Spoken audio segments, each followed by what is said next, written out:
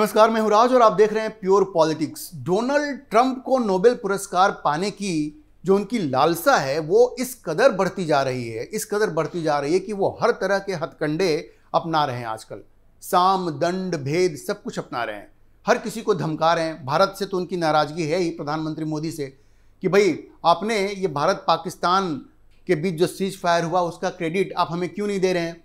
ये Donald Trump की शिकायत है, क्योंकि वो दुनिया में एक शांति दूत के रूप में उभरना चाह रहे हैं।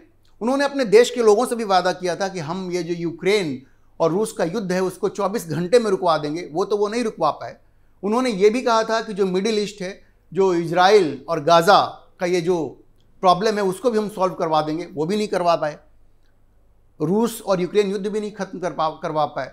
ले दे करके उनको भारत और पाकिस्तान का युद्ध मिला। अब वो उसके पीछे पड़ गए कि भाई हमें इसका क्रेडिट मिलना चाहिए। लेकिन नरेंद्र मोदी ने तो संसद में उठ करके कह दिया कि दुनिया के किसी भी नेता का इसमें कोई हाथ नहीं था।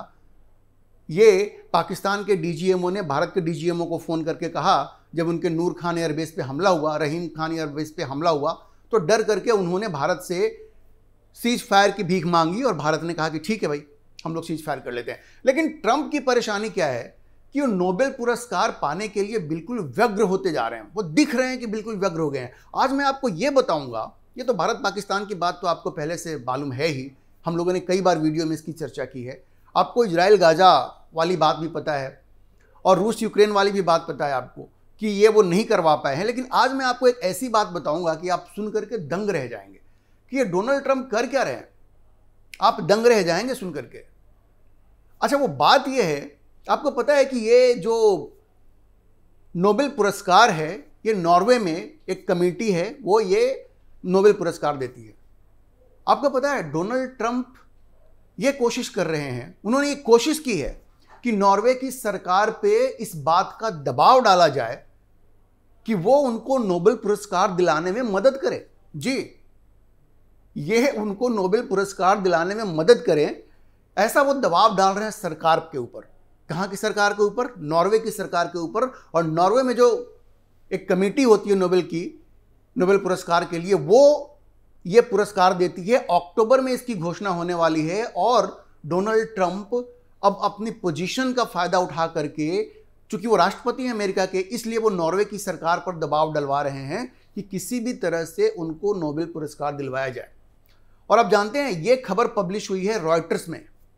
ये दुनिया की जानी मानी एजेंसी है, न्यूज़ एजेंसी है रॉयटर्स। उसने एक खबर पब्लिश की है और उसने नॉर्वे की एक बिजनेस डेली है, डेजेंस नेरिंग्सलिव, एक नॉर्वे की एक बिजनेस डेली है, बिजनेस अखबार है, डेजेंस नेरिंग्सलिव, उसको कोट करते हुए कहा है, और ये बड़ा इंटरेस्टिंग है, इसको आप ध्यान से सुनिए, कि डोनाल्ड ट्रंप ने नॉर्वे के फाइनेंस मिनिस्टर को पिछले महीने टैरिफ पे बात करने के लिए कहा। ठीक है, उन्होंने कॉल किया नॉर्वे के फाइनेंस मिनिस्टर को कि हमको टैरिफ पे बात करनी है। और उस बातचीत के दौरान उन्होंने ये भी कह दिया कि भाई हमें नोबेल शांति पुरस्कार चाहिए। ट्रंप ने साफ साफ कह दिया कि हमें नोबेल शांति पुरस्कार चाहिए, और आप, कहने का मतलब क्या था कि हमें चाहिए और आप हमें इसमें मदद करें। ये नॉर्वे के अखबार ने इस चीज को पब्लिश किया है, जिसके बेसिस पर रॉयटर्स ने एक स्टोरी फ्लैश किया।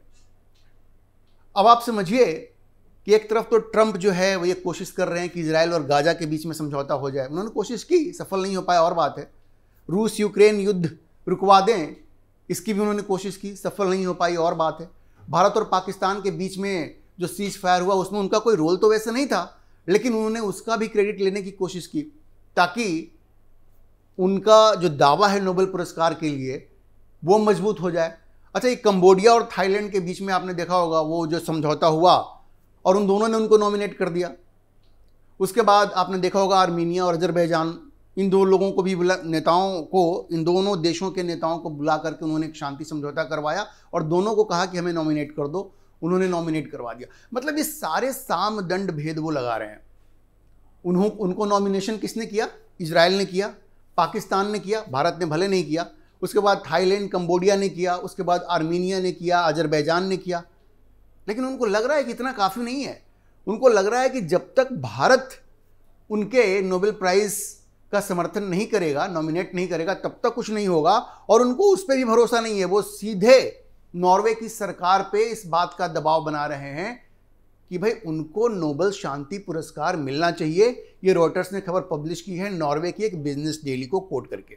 अब ये जो नॉर्वे की जो बिजनेस डेली है, उसने कुछ अननेम्ड सोर्सेज के हवाले से कहा कि उस सोर्स ने नॉर्वे की इस डेली को बताया कि जो फाइनेंस मिनिस्टर हैं नॉर्वे के, जेंस स्टोलनबर्ग, वो टहल रहे थे ओस्लो में। भाई वो स्ट्रॉल कर रहे थे, टहल रहे थे, उसी वक्त डोनाल्ड ट्रंप का कॉल आ जाता है। और उस सोर्स ने क्या बताया कि उन्होंने उनको फोन पे कहा कि भाई देखिए, मूल रूप से बात यह थी कि उनको दो चीजें डिस्कस करनी थी, एक टैरिफ, ठीक है, और दूसरा नोबेल पुरस्कार। एक टैरिफ और दूसरा नोबेल पुरस्कार। अब समझिए ये दोनों उनकी प्रायोरिटी है। खबर यह भी है कि उन्होंने एक तरह से ये धमकी भी दी कि अगर उनको नोबेल पुरस्कार नहीं मिला तो शायद नॉर्वे पे जो टैरिफ उन्होंने लगाया है, या अभी जो एग्जिस्टिंग टैरिफ है, उसको भी बढ़ाया जा सकता है। जी, आप समझिए किस तरह से टैरिफ को वो वेपनाइज कर रहे हैं, टैरिफ को वो हथियार बना रहे हैं, और उसके दम पे वो नोबेल पुरस्कार लेना चाह रहे हैं। मतलब बिल्कुल ये बात समझ से परे है कि ट्रंप को आखिर हो क्या गया है। ऐसे आज तक कहीं किसी ने नोबेल पुरस्कार लिया है क्या? लिया है। इससे पहले कम से कम 4 अमेरिकी राष्ट्रपतियों को नोबेल पुरस्कार मिला है, लेकिन किसी ने भी इस तरह की लॉबिंग नहीं की है जिस तरह की लॉबिंग डोनाल्ड ट्रंप कर रहे हैं। जो लॉबिंग वो कर रहे हैं, ऐसी लॉबिंग किसी ने नहीं किया है। किसी भी अमेरिकी राष्ट्रपति ने जिनको नोबेल पुरस्कार मिला, उन्होंने ये लॉबिंग नहीं की है। तो आप समझिए कि ये किस लेवल तक डोनाल्ड ट्रंप जा रहे हैं।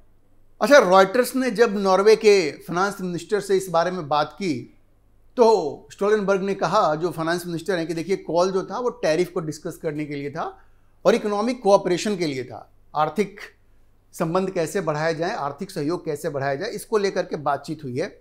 उन्होंने कहा कि भाई मैं इसके बारे में कोई ज़्यादा डिटेल आपको नहीं बता सकता। उन्होंने कहा कि I will not go into further detail about the content of the conversation. आप समझ लीजिए, मतलब वो कितने एम्बैरेस्ड फील कर रहे हैं।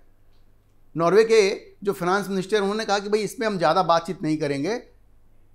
अगर ऐसी बात नहीं होती तो नॉर्वे के फाइनेंस मिनिस्टर स्पष्ट रूप से बताते कि क्या बात हुई है, लेकिन वो भी एम्बैरेस्ड फील कर रहे हैं कि अमेरिका का राष्ट्रपति जो है वो हमें कह रहा है कि तुम नोबेल पुरस्कार प्राप्त करने में, मिलने में हमको तुम मदद करो।